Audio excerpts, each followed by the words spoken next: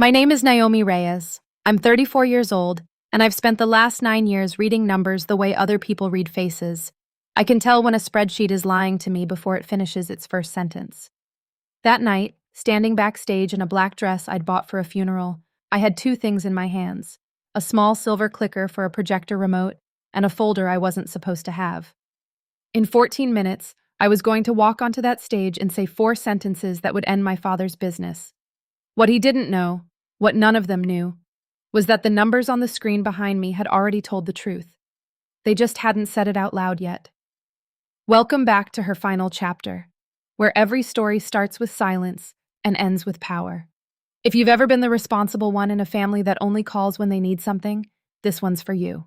Drop a comment, hit subscribe, and let's get into it. Because 6 months before that night, I didn't even know my name was on a loan. Who I was before any of this. I'm a forensic accountant, not the kind you see in movies chasing money through Cayman Islands shell companies, the quieter kind. I sit in a windowless room at Ashford Regional Bank, and I look at documents other people assume no one will ever really look at. Loan applications, guarantor letters, signature pages notarized in a hurry by someone who wanted to go home. I find the places where the story on paper doesn't match the story in reality. It's not glamorous, it's patient work. You learn to notice a signature that curves a half-degree wrong, a date stamped on a document from a printer that wasn't purchased until 3 weeks later, a font that didn't exist yet when the letter claims it was typed. I got into it by accident. In college, I was pre-law, broke, and took a work-study job filing old audit reports in a basement archive. I found a discrepancy in a 20-year-old ledger nobody was looking for and reported it out of pure boredom. My supervisor didn't yell at me for going outside my lane. He hired me full-time the summer I graduated. That was the first time in my life someone rewarded me for noticing what was wrong instead of asking me to look away from it. I have one habit that embarrasses me a little. I keep a physical accordion folder, the old-fashioned kind, red string tie, no zipper, for anything that matters to me personally. Not digital backups, not cloud folders. Paper, in my own hands, where no one can quietly edit it later. My coworkers tease me about it. My last boyfriend called it, "your evidence locker for your own life," half joking. He wasn't wrong. I started it the year I turned 26, after the first time my family tried to rewrite something I'd said into something I hadn't. I live alone, in a one-bedroom apartment 40 minutes from the house I grew up in, close enough to visit, far enough that I have to choose to. I make good money. I have never once, in 9 years, missed a loan payment, a tax deadline, or a signature deadline on anything that belonged to me. Which is exactly why, when my sister Vanessa called me on a Tuesday night in March, breathless and warm in the way she only gets when she wants something, I should have known to ask more questions before I said yes to anything. The call that reopened everything. Naomi. Hi. Okay, don't say no yet. That was how Vanessa always opened, like she could hear the refusal forming before I'd said a word. Dad's restaurant group, 3 locations of a mid-range Italian chain called Reyes and Vine, the thing he'd poured our entire childhood savings into starting when I was 19, was turning 15 years old. There was going to be an anniversary gala. Family, a few close friends, nothing big, she said. Just the 4 of us and some people from the old days. Dad wants you there. He's been different lately, Naomi. Softer. I think he wants to fix things. I sat on my kitchen floor with my back against the cabinet, the way I do when I'm bracing for something. Different how? You'll see. Just come. You'll do the right thing, won't you? For once, just be there for him. You'll do the right thing. 5 words.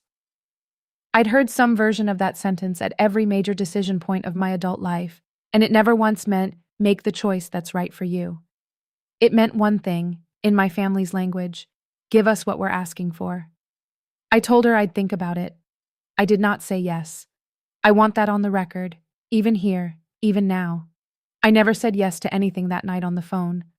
I said I'd think about it, and somewhere between that sentence and the night of the gala, I'll think about it, would get translated, the way it always did in my family, into whatever they needed it to mean. Why we stopped being a family that worked. To understand what happened at that gala, you have to understand what happened 4 years before it, in a bank conference room that smelled like burnt coffee and hope. My father, Frank Reyes, opened his first restaurant when I was 19, on a loan co-signed by my mother's small inheritance and sheer stubbornness. It did fine. Not great, fine. Then he wanted a second location, then a third. By the time I was 30, Reyes and Vine was 3 restaurants deep in debt that never quite resolved itself, propped up every 18 months or so by a new loan, a new investor, a new plan that was always going to be the one that finally worked. In the spring, I turned 30. My father asked me for $5,000 from my retirement account to co-sign an expansion loan for a 4th location. I said no, not out of spite, out of arithmetic. I'd looked at the numbers he showed me, the real ones, not the ones he showed investors, and the math didn't survive contact with reality. Location 2 was already 22 months behind on equipment lease payments. I told him that gently, the way you tell someone their business is sick before it becomes terminal. He didn't want a diagnosis. He wanted the $50,000. My mother called that night, crying, the way she always cried when the crying was doing work, rather than expressing anything. How can you let your father fail when you have the money to stop it? I explained again that co-signing wasn't generosity, it was legal exposure. If the loan defaulted, I'd be liable for the whole balance, not just my share of some imaginary family fairness ledger. She told me I'd always been cold. That word, cold, had been used on me since I was maybe 11 years old, whenever I asked a question instead of simply agreeing. Meanwhile, Vanessa, 3 years younger than me, had received $40,000 from our parents over the prior 6 years, for her wedding, for a car, for a bridge loan when Trent's construction business had a slow winter, and none of it had ever been called a loan out loud, and none of it had ever been repaid, and none of it had ever needed to be repaid, because Vanessa was the daughter who made people feel good in a room, and I was the daughter who made people feel seen, which in my family had never been the same thing as loved. After I refused the $50,000, the calls got shorter. The holidays got smaller. I wasn't disowned, nothing so dramatic. I was simply, gradually, edited out of the warmth, the way a photograph fades at the edges first. Here's the part I don't say out loud very often, even in therapy, even to Priya, my closest friend. Some tired, stubborn part of me still wanted my mother to think well of me. Still wanted to walk into a room and watch my father's face do the thing it used to do when I brought home a report card, before report cards stopped being the currency that mattered in our house. I told myself I was over-needing that. I wasn't, not completely, and that's the truth I carried into that gala more than any sense of family duty. I didn't go back because I owed them anything. I went back because some 14-year-old part of me was still hoping to be looked at like I mattered. The voice that told me not to go. Priya has known me since our first week of college, and she has never once been impressed by my family in the way strangers sometimes are, from a distance, before they've watched what happens up close. You know what this is, she said, sitting across from me at my kitchen table 2 nights before the gala, arms crossed, not touching the wine I'd poured her. You know exactly what this is. It's an anniversary party. It's a setup, Naomi. 15-year anniversary of a business that's been technically insolvent since year 6? Your dad doesn't throw parties for milestones. He throws parties for leverage. She leaned forward. They will use you again. They always do. The only variable is what shape it takes this time. I told her I could handle it. I told her I was just going to eat dinner, hug my nephew, and leave by 9. I told her I wasn't 26 anymore, that I knew how to say no now, that I had boundaries. She looked at me for a long moment, the particular look she gets when she loves someone but isn't going to lie to make them feel better. You've had boundaries with everyone in the world except them. Just bring the folder. I laughed. She didn't. I brought the folder. The night it all started to slip. The invitation said cocktail attire, immediate family, and close friends of the restaurant. What pulled up outside the venue, a rented event hall downtown with vaulted ceilings and a wall of windows overlooking the river, was 230 guests, a step-and-repeat banner with the Reyes and Vine logo, a 3-piece string section, and a check-in table staffed by a woman with a tablet who could not find my name on the list for a full 90 seconds. Just the 4 of us, Vanessa had said. I counted 11 round tables of 10 before I'd even found the coat check. Stay with me, because what happened next, I started noticing in the time it takes to hand someone your coat. The first thing I noticed was my father's shoes. He was working the room in a navy suit that fit like it had been altered that week, shaking hands, laughing his big, warm restaurant owner laugh. And his shoes were the same worn brown Oxfords he'd had for 6 years, the left heel starting to separate at the seam. A man doesn't buy a new suit and forget his shoes unless the suit was borrowed against something bigger than vanity. The second thing I noticed was the wine. Trent, my brother-in-law, was pouring for a table of men in expensive-looking blazers I didn't recognize, and the label on the bottle was a Barolo that retails. I happen to know because Priya's fiancé is a sommelier, somewhere north of $400 a bottle. There were at least a dozen of those bottles open across the room. My father's restaurant group, according to the numbers he'd shown me 4 years ago, could not comfortably afford a case of $8 Prosecco. The third thing I noticed was the men in blazers themselves. I asked my mother quietly who they were. Investors, she said too brightly. For the new location. Very important people, Naomi, so please, just be pleasant tonight. Investors, not guests, not friends of the family. Investors at a party I'd been told was 15 candles and a cake. I found my nephew, Matteo, 6 years old, sitting alone near the dessert table with a bent paper crown from his kids' menu, and I sat with him for 20 minutes because he was, without question, the only honest thing in that room. He told me his mom had said not to talk about the boring grown-up stuff tonight. I asked him what boring grown-up stuff. He shrugged and said something about the big check Grandpa's getting, and went back to his crown.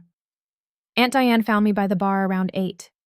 "Look who decided to show up," she said, not unkindly exactly, but with that particular edge my family specializes in, the compliment shaped like a slap. "We weren't sure you'd come. You've gotten so busy lately." I said nothing. She patted my arm the way you pat a dog that's misbehaved but you don't want a scene. "It's good you're here for your father. Family shows up even when it's inconvenient." A cousin I barely see, Renata, cornered me near the photo wall a while later, wine already loose in her voice. "Must be nice," she said, gesturing at my dress, "having all that money and never having to actually use it on anyone but yourself." 20 minutes after that, one of my father's old business partners, a man named Gil who used to coach my Little League team, leaned in at the bar and said, half laughing, half not, "Your dad says you're the smart one in the family. Smart people usually know when to help." 3 separate strangers, in the space of an hour, each one landing like a small stone against the same window. I smiled through all of it. I have a lot of practice smiling through things. Then, around 8:40, I went looking for a bathroom that wasn't in a 40-minute line, and a coordinator pointed me toward a green room behind the stage. "Employees only," a sign said, but the coordinator waved me through, assuming, I think, that I was one of the investors' assistants. There was a laptop open on a folding table, screen still lit, a projector cable running from it toward the stage. Beside it, a manila folder, unsealed, with a bank logo I recognized instantly, because I have that exact logo memorized down to the shade of blue. Not my bank. A competitor, First Meridian Capital. I should have walked past it. I want to be honest about that. I could have walked past it. I did not walk past it. What I found alone, in a room that smelled like cold coffee. The document on top was a loan application, $1.2 million. Expansion capital for a 4th Reyes and Vine location, the one my father had wanted 4 years ago, resurrected with a new number attached to it, and a new lender who didn't yet know what I knew about locations 2 and 3. I turned to the guarantor page. My name was on it. Naomi Elena Reyes. My social security number, correct to the last digit. My employer listed correctly, Ashford Regional Bank, which would have made me look, on paper, like an unusually credible cosigner, a fraud examiner vouching for her own father's restaurant expansion. My signature, at the bottom, in the loop-heavy cursive I have never once used in my life, because my actual signature is a flat, fast, illegible scrawl I've used since I was 17. Whoever wrote this had signed the way people think accountants sign, careful, formal, a little too neat. Notarized 3 weeks earlier by a notary named Wendell Ash at an address I didn't recognize. 3 weeks earlier, I had been in Chicago at the National Association of Fraud Examiners conference. I had photographs of myself on stage accepting a continuing education certificate, time-stamped by the conference photographer, posted publicly by the association's own social media account at 2:14 p.m. on the exact date this document claimed I'd sat in an office in another state and notarized my signature in person. My hands went cold in a way they hadn't gone cold since the day, years ago, I first found a 9-figure discrepancy in a client's books and understood all at once that someone had built an entire second life inside a spreadsheet. I photographed every page with my phone, Front, back, the notary stamp, the loan officer's signature, a man named Curtis Boyle from First Meridian, and a sticky note in my father's handwriting clipped to the front. Confirm when before signing goes public. She won't say no to Curtis's face. He wasn't asking me. He'd never planned to ask me. He'd planned to present it to me as already done, in front of 230 witnesses, betting that I would rather quietly sign than publicly contradict him in front of investors, a room full of family, and my own mother's face. I put the folder back exactly as I'd found it. I walked back into the party with my face arranged into something calm, found Priya's number on my phone under the table, and texted her 4 words. They did it again. She replied inside a minute, "Do what you need to do. I'm proud of you already." 20 minutes later, my father took the small stage at the front of the room, tapped the microphone twice, and asked everyone to gather round for a toast. The toast. He thanked the crowd for 15 years of loyalty. He thanked my mother. He thanked Vanessa and Trent, the future of this family's business. He gestured toward Curtis Boyle's table with the easy confidence of a man who has never once had a deal fall apart in front of him. Then he said my name. "And I want to say something about my older daughter, Naomi." The room turned toward me, warm and expectant, exactly the way rooms turn when they've been told a story in advance and are waiting for the ending they were promised. Naomi's the smartest person I know, works at a bank, catches fraud for a living. She'd tell you herself, numbers don't lie.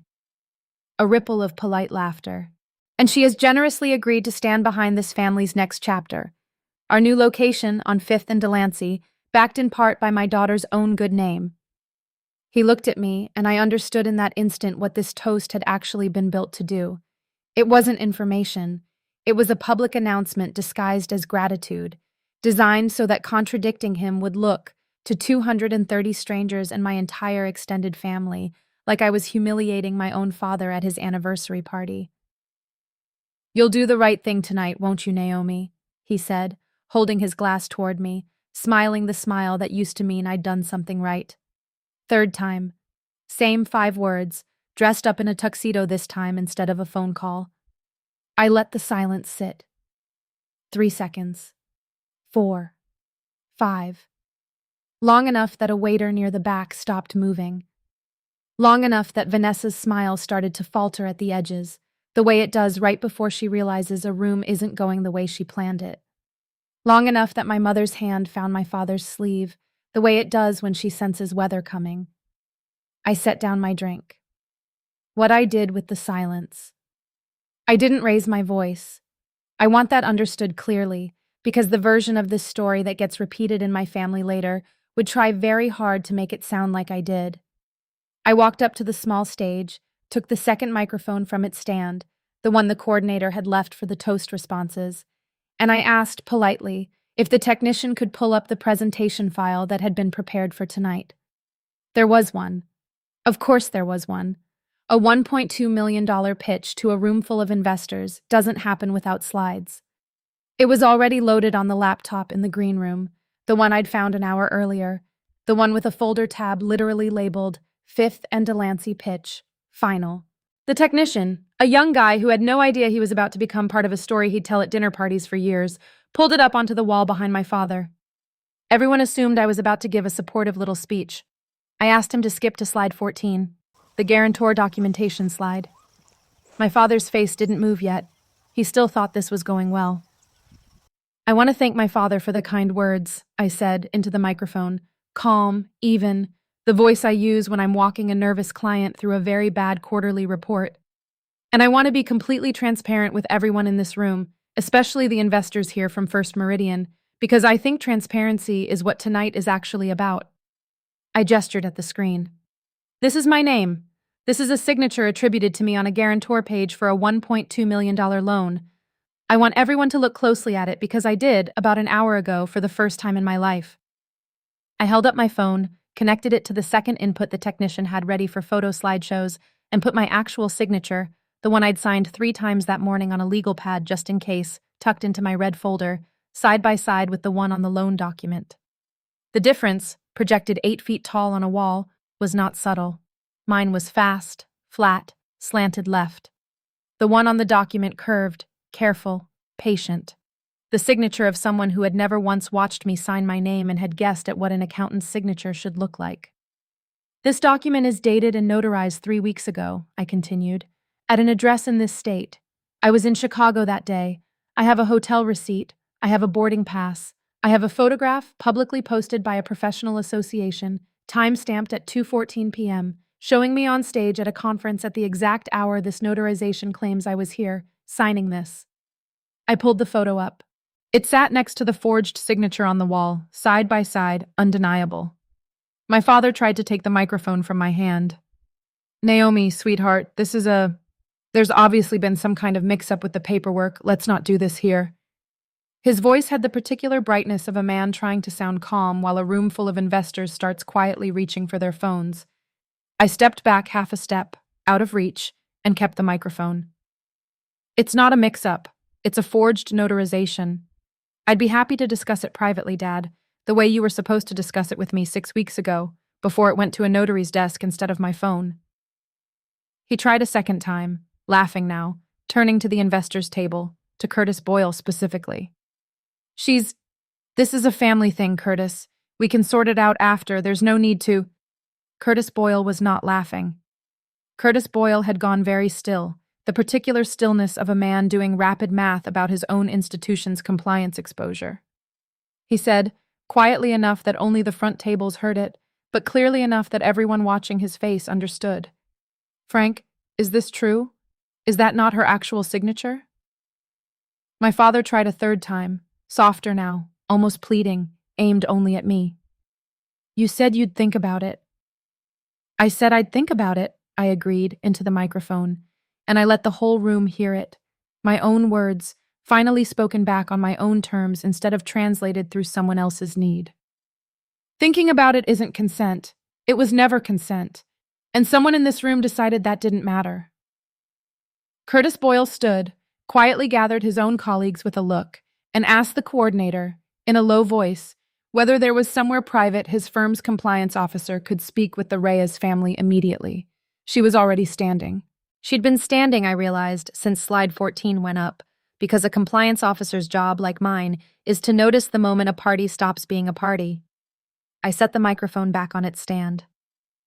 I don't owe you a signature, I said to my father, quiet enough now that it wasn't for the room anymore, just for him.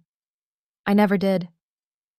Then I walked off the small stage, past my mother's frozen face, past Vanessa's hand over her mouth, past 230 people who had come for cake and left with a story none of them would forget, and I went and sat back down next to my nephew, who was still wearing his bent paper crown, entirely unbothered, entirely mine to protect, in a way nothing else in that room had ever been. What came apart, and what quietly came together. Everything I expected to happen, happened, and it happened fast. First Meridian Capital pulled the entire $1.2 million offer within 72 hours. Their internal review found that the guarantor documentation had been submitted with a forged signature and a fraudulent notarization, and while they declined to pursue criminal referral against my father directly, his lawyer negotiated hard, and the notary, Wendell Ash, turned out to be a family friend who lost his commission and license within the month, taking most of the direct legal exposure with him. The bank quietly, permanently blacklisted Reyes and Vine from any future financing relationship. Location 2's equipment lease, already 22 months behind before that night, defaulted for real 4 months later. My father closed it in the fall. Location 3 is, as far as I know, still open, smaller, humbler, no longer chasing a fourth address. My mother sent me one message, 9 days after the gala. You embarrassed your father in front of everyone he respects. I didn't answer it. Some sentences answer themselves if you just leave them sitting in the room long enough. Vanessa didn't speak to me for 3 months. When she finally called, it wasn't an apology, not really. It was smaller and stranger than that. She told me Trent had found out, days after the gala, that Vanessa had known about the forged guarantor page before it went to the notary. She'd known, and she'd said nothing, because she'd believed, the way she'd always believed, that I would simply absorb it the way I'd absorbed every other unasked-for cost in this family. I didn't think it would actually go that far, she said, and I believed that she meant it, and I also understood that meaning it had never once stopped her from letting it happen.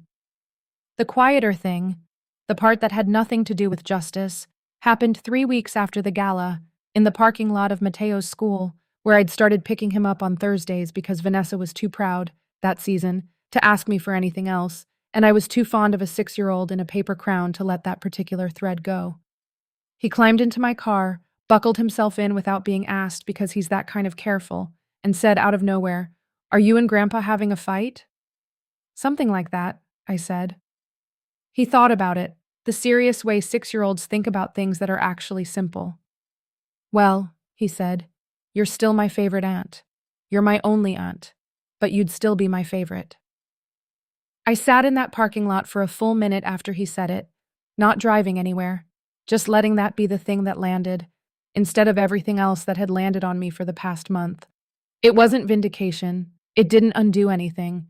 It was just a small, unearned piece of grace, handed to me by the only person in that entire family who had never once asked me to be anything other than exactly who I already was. What I know now. I didn't destroy that party. I just stopped being its centerpiece long enough for everyone to see what it had actually been built on. I still have the red folder. It's a little fuller now. And I've learned that the people who call you cold for asking questions are usually the ones who needed you to stay warm enough not to ask any. That's my story. If it meant something to you, drop a comment and tell me. I read everyone. And if you want more stories like this, hit subscribe to her final chapter because there's another one waiting for you next week.